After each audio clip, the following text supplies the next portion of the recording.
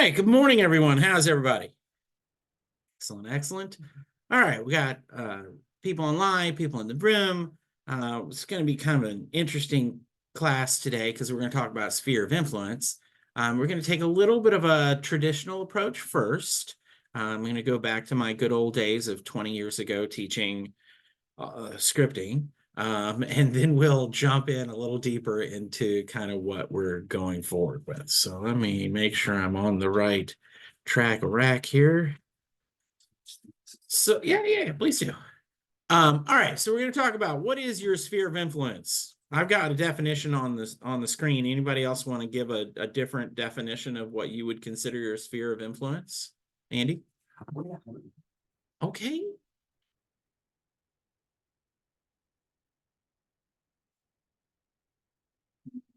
That seems to be pretty comprehensive, Brad. Okay, Yeah, so I don't know nothing. that I would add family, friends, coworkers, neighbors. Yeah, my list is Religious. I mean, a little pretty comprehensive. Definitely my dry cleaner. good. Dry cleaners are great. And the sandwich guy. I mean, that's it. I used to have a guy, we'd go to Subway way often, and literally I talked to the guy all the time about real estate. I had a guy at a Quiznos that I had, my sandwich guys over the years have been good sources of business. Brett, maybe one that pops into mind, believe it or not, could be other real estate agents. Sure. That are getting out of the business, perhaps, right? So in your sphere of influence, you may have other real estate agents that are local that are getting out of the business, or maybe they're not exactly local. So you get referral from them, right? Like I used to get, and I still get business from people like out at the lake and this, that, and the other that they don't work in the city like we do, right? And so they'll be like, all right, we'll switch. And we do the same thing. Like I don't work at the lake, right? Like, so that from that perspective. And then, if you think more about that, you can actually expand that sphere of influence to agents all around the world. So, if you build relationships with agents in other cities, which is one of the things I love about R4 is, or any of those types of events, although I will say R4 is the most energetic and collaborative event I've ever been to. It's an opportunity to meet with people and connect with them. I have a sphere group of 8 or 9 brokers from all around the country that we talk. Literally, we have a Zoom call every couple of weeks just to catch up. And one of my friends came to me with a piece of business in Florida, and you know who I sent it to? One of those people, because I know them. I've had 2 referrals from a Fort Lauderdale agent, Fort Atlanta people, and I'm grateful for that. Yeah. And so that does work. And that's from people that you've been there, right? Like Correct. you've been, them. Correct. Right. And so that's the referral network, which is not really the sphere, right? Like that's the piece. But that's the part of the sphere, is that the sphere is made up of many, many, many pieces. And I think that's what I wanted to really illustrate on this slide, is that there are so many different slices to the pie here. It's not just friends and family, right? Like so often we think of, what's your sphere? Your friends and family. Well, not really. It's really anybody that you have some kind of relationship with that is going to have, is going to want to talk to you or whatever, right? Like, I can go down the hall to the people at the market that I see a couple times a week when I go to lunch and have a conversation with them about real estate, right? Like that's part of what that experience is like. So it's just one of the things to think about as we think about your sphere. Your sphere is truly all-encompassing. So let's talk about what you want to talk about with your sphere. So if you're newer, you might need to introduce your new role as a real estate professional, right? You might need to say, hey, I'm no longer blah, blah, blah. I do this now. I'd love to talk with you about it, kind of thing. Whether you're new or old, you have to, you can catch up on their lives. Why do you think I put that first? Because it's not sales pitching. Because it's not Personal. sales pitching. It's personal. If these are people that you know or that know you, you need to have some kind of connection with them. And when we do the script in a minute, you'll look and you'll be like, wait, didn't you say we should catch up on their lives? And so we'll talk about that. But it's important that I had someone the other day say, you know, I don't want to be the beggar with the cup, right? Please give me some business. Please give me some business. Nobody wants that, right? Like, we don't want to be that person. You don't want to be the insurance salesman at a party. Right. You don't want to be, oh, God, don't gosh, invite like, Andy yeah. because all he does is talk about, do you need to buy a house at parties, right?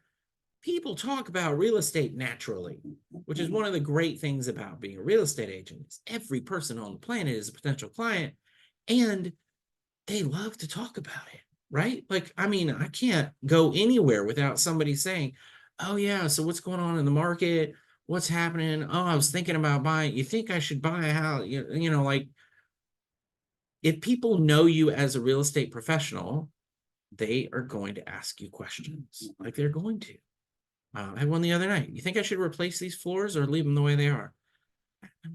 I'm not a flooring guy. Like, I'm not like, okay, yeah, let's talk about it. Do they look bad? Like, why would you want to replace them?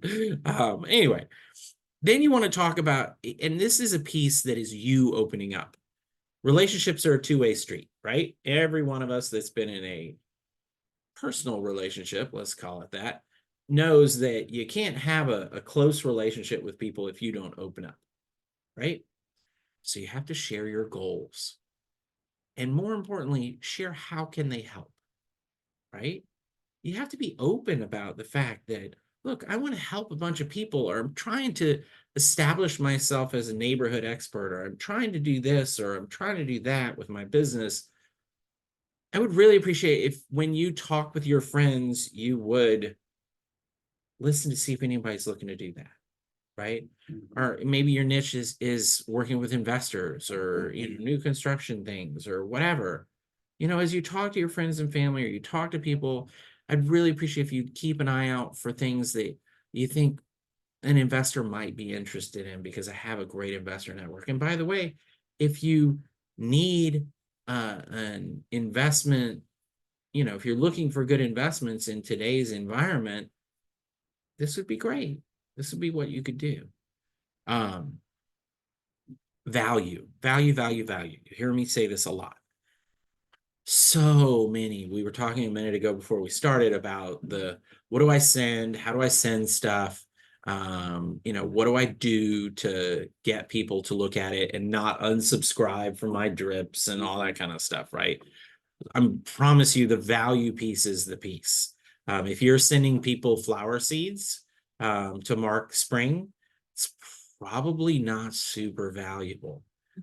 Just saying. I don't think that's, if you're sending people calendars or Brave schedules or Falcon schedules, if you're sending to the right audience, 100% valuable. If you're sending those things to me, total waste of your time, right? And so you can't just one size fits all everybody.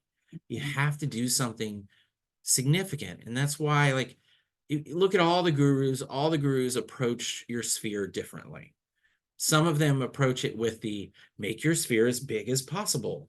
And others approach it with, you need to have it small enough that you can actually manage it. And so we'll talk a little bit more about that.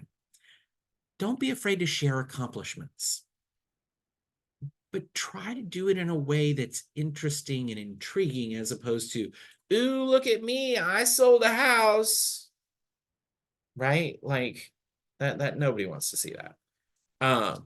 Maybe one of my favorite things was always like, all right, well, Laura, you did one not long ago with your clients that bought the house where the cabinets matched what she was wearing. Like, she had the green, like obviously green was her thing.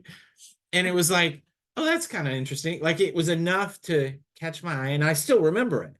Right. And so those are the kinds of things that, if you are pulling that together, if you are spending the extra time making it more than just the little pinwheels that the closing attorney has that says, look, I have a big key or whatever, right? Like, Come on, nobody really cares about that. Let's do something different. And then, of course, you always need to be asking for business, because if you don't ask for business, what's going to happen? You don't get it, right? Somebody else is going to get their business. You're going to talk to them and oh yes, do this and this and this to get your real estate ready. You should do this when you're buying a house. And the next time you talk to them, they're like, oh, we're so excited we bought a house. Oh shit. Really? Like, so ask for the business. You'd be surprised how many times I've heard people say, well, I just assumed you were too busy to deal with me, so I went with somebody else. Or I assumed you didn't know this area of town, so I went with somebody else. Right? Like, you can't never assume that they know that you're trying to get business from them. You feel like you're being super salesy and super intrusive and aggressive and all those things. I promise you're not. Like, most people are not. You're not a used car salesman. You're not trying to sell life insurance policies. And no offense to either of those people. I have great friends that do both of those things, but they're different, right? Like, when you walk on a car lot, the way a car salesman approaches you is very different than what you're approaching people when you walk into a party, I hope. Because it's not super effective. So let's talk about script. Hi, Andy. This is, I know, right? This is, you have to role play with me. You ready?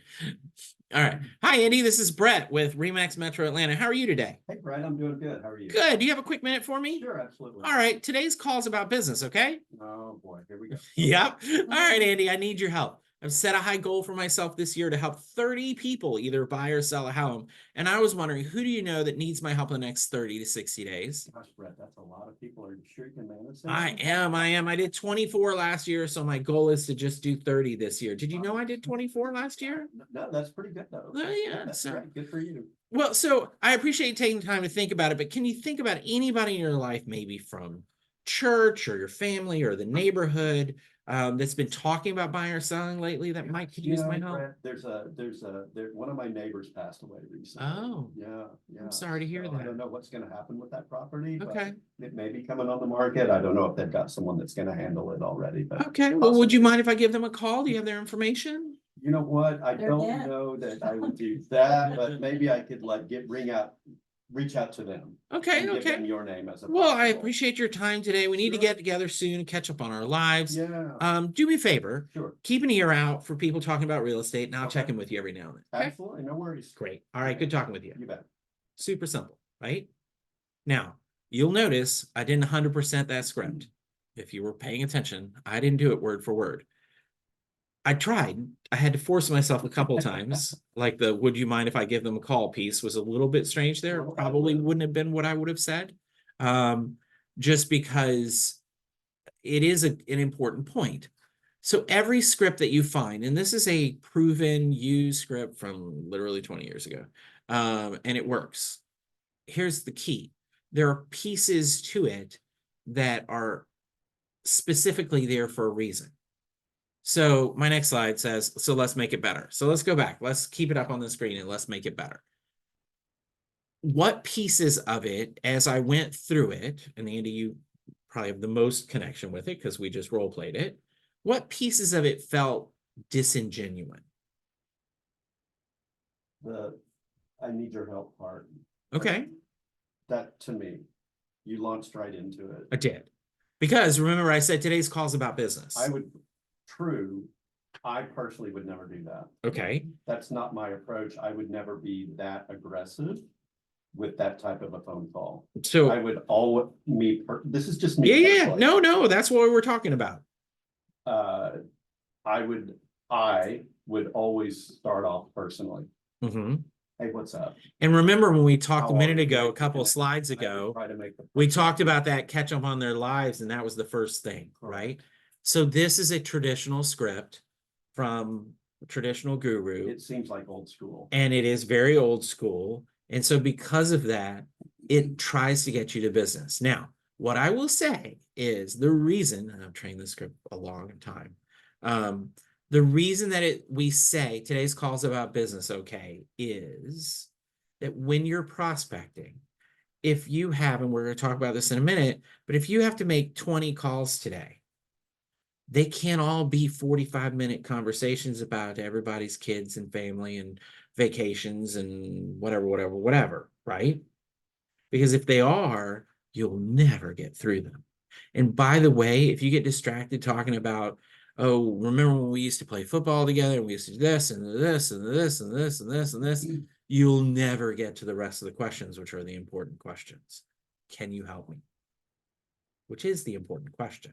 Now, you may not position it that way. You may not say it specifically that way, but you have to ask them, again, ask them for business, ask them for help, same sort of thing, or else you're not going to get anything. If you just call them and talk about the good old days for 45 minutes and then hang up, well, that's nice, but are you going to build a business doing that? Not if you don't ever get to the next part. And I totally understand where you're coming from on the, I want to be more personal.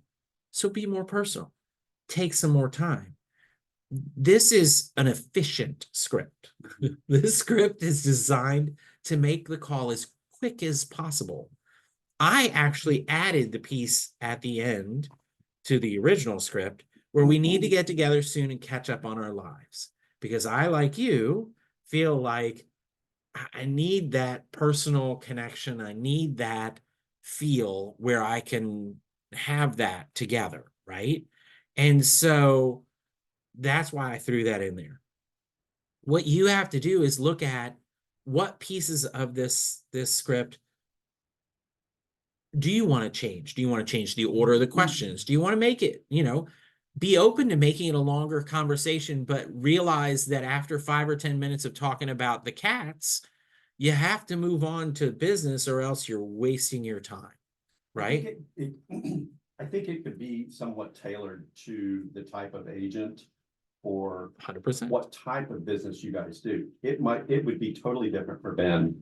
Of course, it'd be different for all of us. Than it would be for me. Absolutely. Because it's just me, but with a group, right? For me, this script is not aggressive enough. Oh, really? Just FYI. Oh, like wow. to give you a different To perspective. me, it's too aggressive. Of course, I get that. Yeah. But for me, when I was an agent, this script is not aggressive enough. So I knew an agent that when he called his sphere, he would call his sphere and the person would answer and he says, hey, I need to ask you a favor. I'm trying to get some business. Who do you know that's going to buy a house? I don't know anybody. Well, think about it. Wow, I would shut down. I don't know anybody right now. answer their Okay, calls. so here's the thing. No, but listen. And then he would say, okay, so I know you know somebody that's talked about real estate in the last couple days.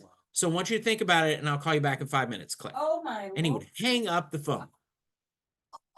And 5 minutes later, he'd call him back and they'd answer the phone. Yeah, how many years ago was that?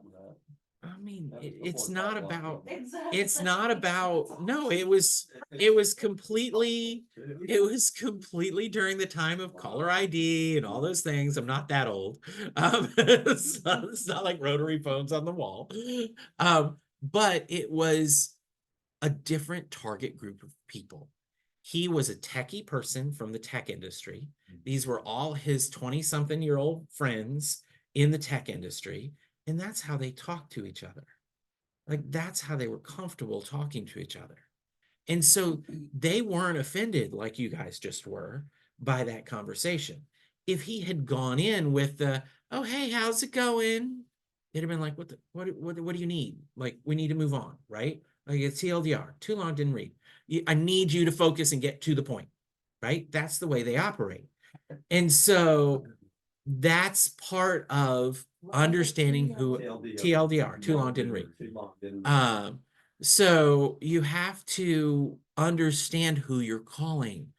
This script is a script that was written to try and be generic and hit kind of everything, right? Know who you're calling. If you're calling your friends and family, you know who they are. When I got out of the business of being an agent, my wife took over my book of business. Do you know how successful she was with my book of business? Not very. Not very, because she's all lovey-dovey and huggy-tree, and I'm all let's get to the damn point and let's move on, right? I don't want to hear about your family and your life and your vacation. I don't care. I'm here to help sell your house. That's the way I did business. I was very successful with it. Not with everybody, right? There were people, Laura, if I had called you, you'd have been like, oh my God, please don't ever call me again, right? Like block, caller ID, blah, blah, blah, because I would be too aggressive for you. Mhm. But you weren't my client, Mhm. Mhm. right? There are plenty of people out there like me that Mhm. want to just get to the point, stop screwing around. I don't want to talk. Like, you called me out of the blue. I don't have time to chit chat. Why did you call me? What do you want? What can I help you with? That's my approach. Yeah. When people call me, I don't want chit chat. When I you think- call, like, think about it. When you call me with a question, Mm. do we chit chat about the day and the weather and the whatever? No, we don't. Because I want to help you with your issues so that I can get back to what I was doing. I think the point is it's targeted to who you're calling. 100%. Yeah. But most of that is tied to your point, Andy, is that it's tied to your personality too. Style, Right? personality. You are not like customer, me. Right. You're not like Ben. You're not like Lori. You're not like Victoria. Like, we're all different people. So because of that, we are going to work with people that are more like us, that approach the world the same way that we do. It doesn't mean that you only have to work with those people, but you will be more successful not trying to put a round peg into a square hole, right? Like, it just, you can put a round peg in a square hole, but there are gaps, and it doesn't always work out. So that's why I think about that. What's important about when you take a script, and you can get scripts, we talked about this last week, you get scripts from all different kinds of places, but when you get a script, look at and try to understand why the pieces of the script are the pieces of the script. The reason that it says, do you have a quick minute for me? Is because it sets the expectation. This is not a 30-minute phone call. I know I called you out of the blue and you're probably in the middle of something. I just need a minute of your time. Now, you might want to phrase it differently, but getting that message across helps people engage in the call versus, oh my God, like, I don't want to have to talk about the cats again, right? Like, what are we talking about? And so there are reasons for all of these things. There are reasons for every piece of them, and they work. I promise they work. How does this apply to text messaging? So text messaging is the same thing. Yes, we're going to talk a little bit about it. Scripts, we typically refer to scripts as calling scripts, right? Yeah. But it's no different than writing an email, writing a text, sending a letter, writing a handwritten note, sending a postcard. It's all scripted from the standpoint of you're using a template. You're using, it's funny because people get all up in arms about, oh, I don't like to use scripts for phone calls. Okay. But when you send drip emails, you use templates. When you mail postcards, do you change the postcard for every single person that you send it to? No, you send the same damn thing to everybody, right? Like, you have, it's all in, scripting is not just verbal communication scripts. It's every aspect. And so it's the same thing with text. Well, I just mean like just from like I'm just thinking about some people, like people I know, like I think it would just be better to just like Shoot a like quick text. let me know when you have a few minutes to talk. I have some business, just so like 100%. Break the ice. break the ice. They're not going to get there right away or not. And we're going to talk about, we might be talking about that. Yep. So here we go. Let's go beyond the script, because that, good segue. Thank you, Ben. So let's talk about managing your sphere of influence, because we're gonna talk about different aspects. One of the key things to managing your sphere of influence is you need to use some sort of data device, right? Some sort of CRM database, Rolodex. I don't care what you use. If you're a paper person and you like to have a stack of papers, have a stack of papers, but have something that you can use to track activity. It's 2024, and you should be able to say, okay, I have 300 people in my database, and I talked to all of them last year, at least once. Because if you can't, the 5 people, 10 people, 20 people, 30 people, 100 people that you didn't talk to because you didn't remember that you hadn't called them are probably people that went out and bought houses. Just saying. It's how the world of real estate works. Right? You have to have a system. You have to have that. Utilize text, emails to supplement calls, postcards, mailings, handwritten notes. If you have a really great phone call with somebody, do you know the power of sending them a little handwritten note that says, hey man, I really enjoyed your time today. Here's a couple of cards just so that if you get in a situation where, you know, you're talking with somebody and you want to hand them out, I'd love for you to do that. And what just happened there? What did I do? You connected twice. I connected twice. I also asked for business again. I don't ever communicate with somebody without asking for business. And I still get invited to parties. I still have friends that will talk to me, and all those sorts of things.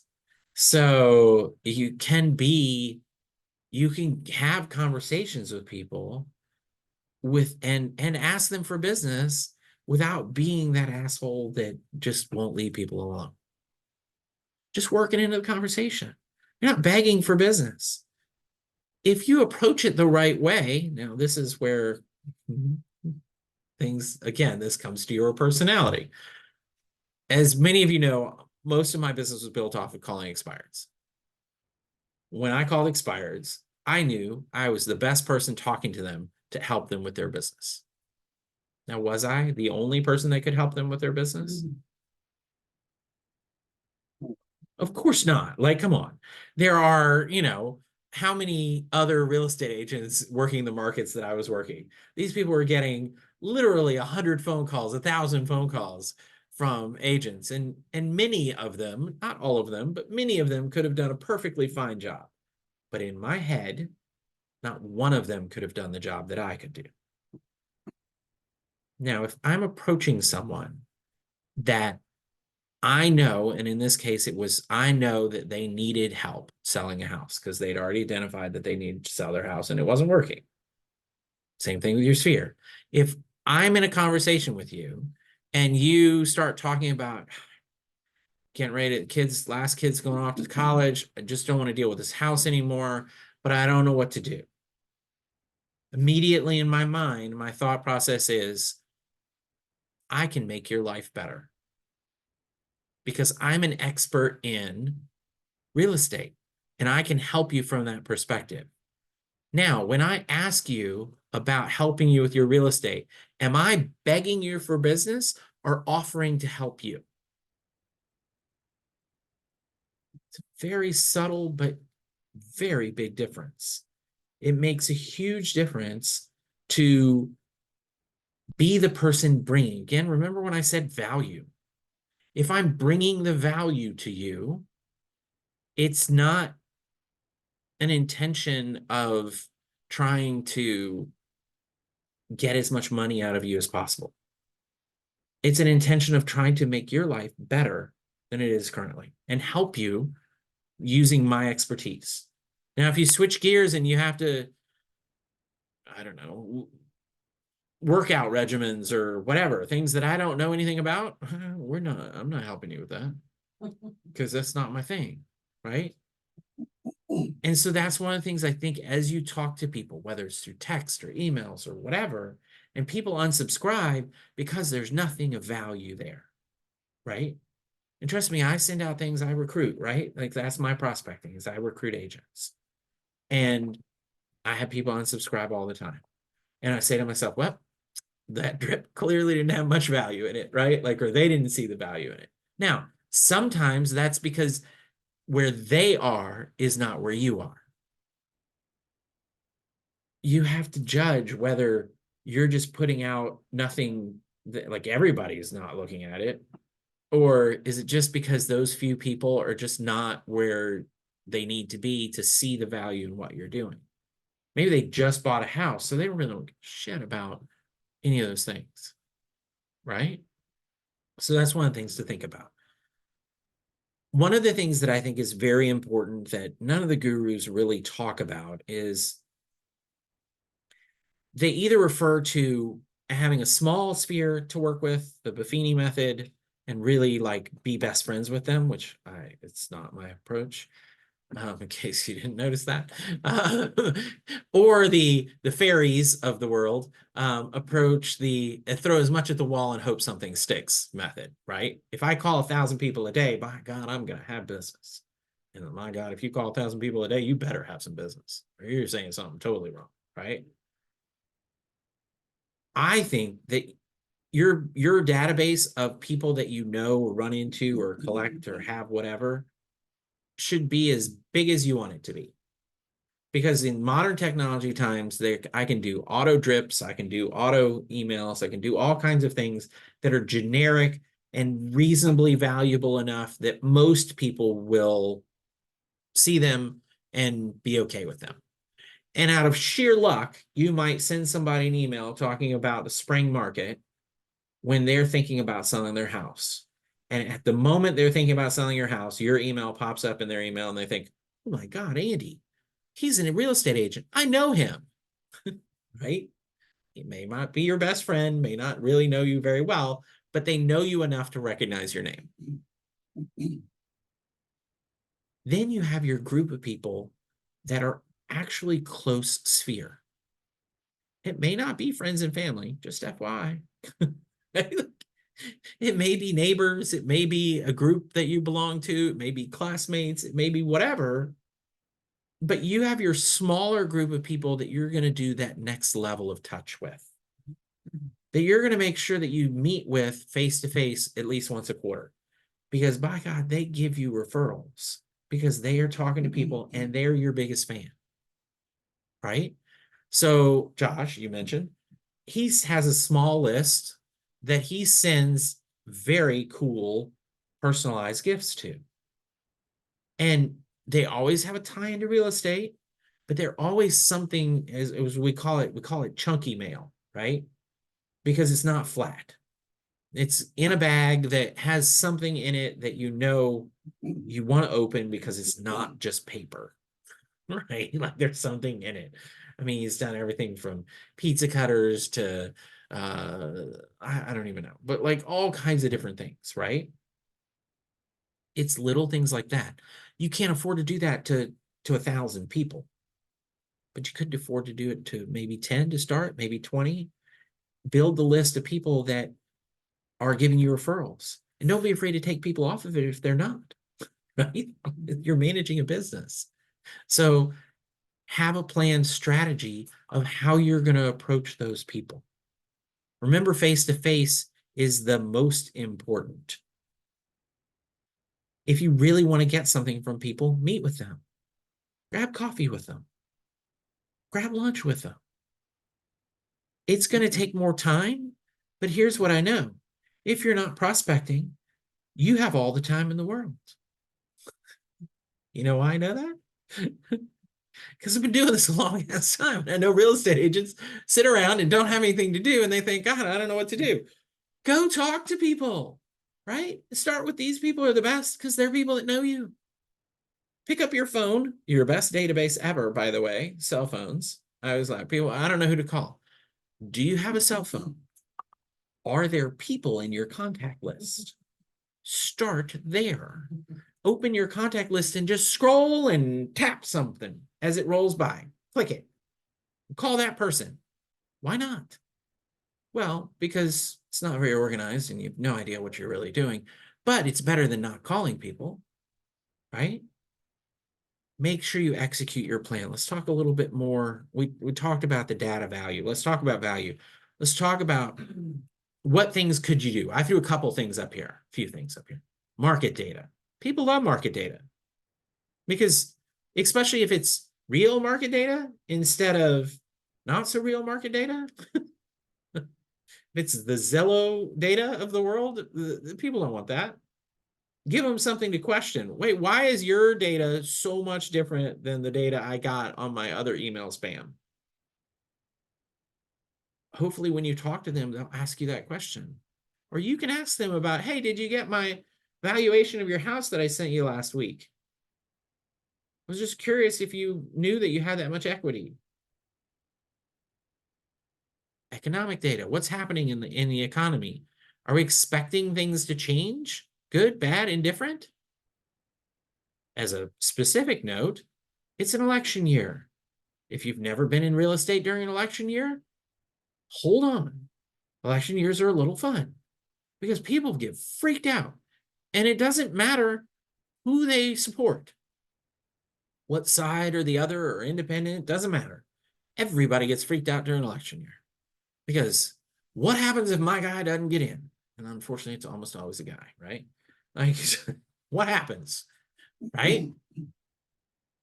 They're all terrified of what the future is, right? Like, what happens of the future? And so they get freaked out. So what I would recommend is don't wait. 2024 real estate is happening now. The spring market is upon us. People need to be moving. You heard all the activity and information we had at sales meeting yesterday. Oh my God, the number of people talking about listings and buyers and all that kind of stuff was just off the chart. And think of how small of a group we are relative to the market in Atlanta. I'm not saying we're small, but I mean, we're not, 10,000 agents and that was the activity. We're under 100 agents and that was the activity that we had. That was a lot. So things are moving. Some of my favorite things that crack me up are what's happening in your community, right? Do you get the TikToks and the Instas of the Beer Fest and dog community and blah, like bike race and, okay, great. If that's your target, that's your target. I make fun of a lot of things, but here's the reality. If they work, do them, right? Me standing on a screen doing a TikTok and pointing at things, people would laugh at because I'm a 50-year-old white man who doesn't do that. That's not my thing. Anybody that knows me knows that's not my thing. Could be. It could be my thing. Maybe if I, it's my next life. My next life plan is to go viral on social media. But you have to be honest to yourself and share, but make sure that what you're doing is providing value. Make sure that your clients want to hear what you're talking about. So let's talk about what's next and some of the details of what you need to do to make this work. Take your sphere from your phone and put it in a database that makes sense that you can track and you can mark when you talk to them and what you talked about. If you have more than 10 people, you aren't going to remember what you talked about the last time with every person. You're going to get them confused. Oh, Ben, remember we talked about that thing last week? And you're like, I don't know what you're talking about. Because that was Andy that you talked to about that. Damn it. That's bad. So make notes. It's not hard. You can literally do it on your phone. KV Core you already pay for. You might as well use, but use something. Calculate how many times a year you want to connect with them. So let's talk about that for a second. Andy, you mentioned at the very beginning, clearly whatever we were sending out was too much. And so people were unsubscribing. And so how many times do you need to touch them? I think it depends on, back to one of your previous slides, what is the chance of the temperature of the client? 100%. Okay. I think it matters as to where they are, who they are, and what they're thinking. And what they provide back, if they have been active or not. I can't imagine, I can't imagine if it's a distant contact quarterly, maybe twice a year. Anything more than that is going to be disingenuous. Okay. So here's what I will tell you. The general rule of thumb is whatever you're comfortable with, double it. Okay. Yeah. No, legitimately, because your level of uncomfort is more than theirs. I promise. Been doing this a long time. I know. If you only touch base with them twice a year, I guarantee you they will buy and sell with someone else. Because statistically, the chances of you being in front of them when they have the thought of, okay, it's time to sell my house, you aren't going to be there and they aren't going to remember you. Promise. I've seen it happen thousands and thousands of times. So just double it up, do it 4 times a year. If you're comfortable with 4 times a year, do it every other month. If you're comfortable with monthly, do it twice a month. But How about if again, you're not comfortable with it. if you're not comfortable with it at all, Which you might need to consider a different job. Career stage. Because the only way you get business in this business is to talk to people. If you don't engage with people, you're never going to do any business. This is not a sit in the store and take orders job. This is I must engage with people or else I'm not going to be able to do anything, right? People don't walk up to you on the street and say, Lori, please help me sell my house. Because they don't even know you're a real estate agent. Why? Because none of us are wearing name tags. Just as a point. It's the little things that you have to do to remind people. If Jacqueline was on here, I'd make fun of her on the standpoint, make fun of her, but it works, that she has been developing all of this branded clothing that she wears that says Remax on it. Why Remax? Why are you with Remax instead of no name broker down the street that you could be paying almost no money to? Because hopefully you're leveraging the brand. When people see the balloon, I was on a call the other day, we were talking about different things, and this person said, you know, one of the greatest things about being with Remax is when I talk to somebody and I say, yeah, I'm a real estate agent with Remax, they don't go, who? Ever. Ever. Because they know, right? So utilize that, leverage that. Once you figure out how many times you want to connect with them and double it, and schedule the time to make the calls, have the coffees, whatever it is, right? Maybe you want to meet with them twice a year in person, but talk to them 4 times a year, right? So that's the other aspect. Mix it up. Do I want to send you an email every other day? Hell no. Everyone's going to subscribe from that, right? Unless it's the winning lottery ticket numbers, like no one is going to look at your emails. But mix it up. I send an email every month with something valuable about that month. Maybe because I know that this group of people in my database are all in the same general area or all have the same general interest in yoga or biking or whatever. I target my email to that group specifically that would be something of interest to them. Think about it. Now, let's go to the next level. I have a group of friends that are all into biking riding. On the 3rd Saturday of every month, I sponsor a bike ride where we leave from the office and go ride together. Or we don't leave from the office, we leave somewhere else, like whatever. Engage people in your community with you as a person, and then remember to ask them for business. Utilize text. With KV Court, if you add everybody in, you can text them. You can send them a thing that says, I'm so excited now, I just got a new listing in Morningside. Anybody know anybody that's looking to buy a 5-bedroom house off of Highland? So to that point, do you know how that works? Does it come from your phone number? It does not come from your phone number. It comes from KV Core phone number. So yes, it will, but it'll have your name on it. And you know, I haven't had that much trouble with it. It does not go out as a group text. It does not go as a group text. It's a 1-to-1. They send one text to each person. And so, and then if they respond, it'll come back through the system to you. I wonder if that's confusing to people. It is a little bit, but it's not horrible. I've run into it. I've used it Because quite a they bit. don't know- They don't know who I'm just trying to.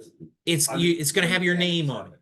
Make sure your name's on it. Okay. And if you want training on that, ask Rachel, ask me, like we can go more into that, but it's very effective. And KV Core is not the only system available to do things like that. There are other systems out there. We as Remax just happen to have KV Core and can use it. Boomtown also does that. It does. Yeah. Yeah. But that's got its downsides too. Yeah. Every system is imperfect, I promise. We should strive for Perfection. Yeah, it's not gonna happen. It's software. So you're gonna have something. You'll notice I have in here, check in with your accountability partner. One of the most important things to remember in prospecting is that you need to be consistent with it. We talked a lot about this last week. You have to be consistent in doing what you do, because otherwise it's feast and famine, right? It's the old school real estate cycle of death. Oh, I'm making a bunch of money. Oh my God, I'm broke. Oh, I'm making a bunch of money. Oh, I'm broke. We don't want to live that way. It's awful. I know I've seen so many people live that way and it's horrible. If you are consistent and keep doing it, even after it starts working. So you need to be prospecting even when you're busy. It's extremely important that you set apart the time. Now, the reality is if you have zero business on the table right now, how much prospecting do you need to be doing? A lot, right? Like it's what you do all day, every day, right? I get up in the morning, I start prospecting. 8 hours later, I'm still prospecting. When you're busy, you're of course going to temper that, but don't let it go to zero. Accountability partners, in my experience, are a great way of managing and helping you stay focused on that. When we did our book club last year, we talked a lot about that accountability of talking to each other and just helping us push each other to stay on track and do what we're supposed to be doing. It's so easy to get distracted by so many things, especially in this business. So be consistent, stay on track, and know what you're doing. Ask for help. Happy to talk more about any of these things, but it's not going to work unless you start doing it. Speaking of the perfection, I'll tell you one last little anecdote about myself. When I got into the business, as you know, I did expireds, right? So I developed a system to connect with expireds, which was way back in the day before we really had too many of the automated CRM things that you could plug into. We sure shit didn't have anything as functional as KV Core. And so I had to develop okay, I'm going to call, I'm going to do this, I'm going to do this. I have to research, I have to get phone numbers. I like had this whole system. And I just kept developing and developing and developing and striving for perfection. My wife says to me one day, she says, so how's it going? Oh, it's going good. I think I'm almost ready. It's always my line. I'm almost ready. It's so close to being perfect. And she said, so when you start using it, is it going to be perfect? Well, I'm trying to make sure that it's as perfect as possible. And she says, I know, but aren't you, when you start using, going to find that some of the things that you thought were going to work one way might work differently? Yeah, probably. So how are you going to know that if you don't start using it? Wisdom. Always a work in progress. How are you going to know if it's going to work if you're not using it, right? And the best training plan in the program in the world on how to become a triathlete. But if I don't get off the couch, I will never know if that works. Same thing applies to your business. If you don't start talking to people and start playing with scripts, playing with timing, you don't know if you're being annoying until somebody says, hey, dude, you're being annoying. Right? Or maybe they see you on the street and they start going the other way, or they stop taking your calls. And they just go away quietly. So now you know, I pushed too far. So you give them a little space and come back later, right? People are very forgiving, shockingly. So just get out there and get in front of them. Questions, thoughts, processes. Is this helpful? Yeah. You don't have to lie. Like, you can be honest. No, I get freaked out about that I haven't done this and haven't been doing this, and now I'm gonna start doing that. And so that's where my mind goes instead of the I totally get it. doing the stuff. Yeah. And I think we have to do it because I don't know about you guys. I mean, you know, my business has clearly changed from what it has been over the last decade. And all of a sudden I find myself in this very strange territory. Yeah. I'm not used to this. And I'm like, How has it changed? What do you mean it's clearly changed, Andy? my business is so down. Okay. Oh my God. I mean, it's like, what the fuck is that? Yeah. And what I'll tell you is that And that's and so I not, have to, you know, to get it back, I Yeah. have to do something because. And I've never had to do this before. And so you have done this before though, Well, and you haven't done it in an organized way. I know That's you well probably enough true. to That's know, and probably I've had true. many agents like you, my friend, that, oh, I never prospect. Yes, you do. You go like one of my favorites was I had an agent who, oh, I don't prospect. That's for new people. Yeah. I've been doing this for 20 years. I know I don't prospect. Okay, so when you go to the horse barn with your daughter and you're watching her ride and all the people around you, do you talk to them? Well, of course. And how many deals did you get out of the horse barn last year? 4. So do you think you prospected with those people to get those 4 deals, or do you think they just, oh, look, there she is. Here, I need to do business. Nope, you had to ask for it. And so all of the agents that get in that mindset of, well, I don't have to do this anymore. Well, and the last few years were bad. Previous years were bad because there was so much business that literally, if you had a license and a pulse, like just fell on you, right? Like, and all of the agents that had any kind of database or sphere of people that knew they were real estate agents, my God, like it was like in a candy store, right? Like it was just so easy. This is you controlling. Outside of the market changes. If the market changes, if you're doing this, it doesn't matter. Agents I know that are consistent with their prospecting don't give a shit what happens in the market because they're controlling their business. And they can turn up and down that dial whenever they want to, but it's never off. And that's the key. It can't be off. If you've become just, I'm sitting at home waiting for business because, oh, woe is me, pandemic, and I'm recluse in my house and I don't talk to people in person anymore. All I do is Zoom and mail correspondence. You're probably not going to get the same kind of business you did when you used to go to dinner parties every week. Right? I think positivity is a good one too. Absolutely. I was really like down the last 6 months, just, and that wasn't being positive to anybody. I certainly didn't get any business out of like someone asking me about the market or my business, and that way. So That's I huge. think just being positive and trying to just spin it that way, I'm giving that a shot. So so people ask me like, how's business? I say, I'm having a good month. Yeah. Instead of, oh, I'm so busy, I can't get anything done. Right. The even though you feel like the I am so busy is like a good thing, but the reality is now they're like, oh, well, I won't ask them then. Right. I'll go find somebody else. Yeah, because I gotta remember, like, they don't want to pile on. if Right. they're all- Right. I'm so excited to help, like when we did our little role play, when you said, oh, 30, that's a lot. Well, yeah, I'm so excited. I did 24 last year. Oh, wait, now you're giving me perspective and you're helping me understand how I can help you. Well, they're asking you as a friend, but this is also your business. Yes. You can't always just answer as, like, you can't always, I guess, be honest. But you should be honest. Well, But here's the thing, you have to I'm like- honestly be positive about it. And that's the piece you can fake. I'm an example of you can fake because I am not an outgoing extroverted person. Not that many of you would probably know that, but I would rather sit at home and never talk to people. But I've been doing real estate for 20 years now, and you can't do that and be successful in real estate in any way. So you have to make yourself get out there, but be positive because you are positive. You have to believe, just like I talked about, I believed I was the best agent for those expireds. You have to believe that you're bringing something of value to them, and then you won't feel like you're selling them or begging them for something.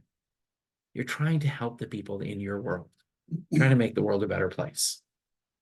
It's a good place to come from. All right. Next week, we'll tackle the next section. You know me, I don't remember what it is. It's on the calendar.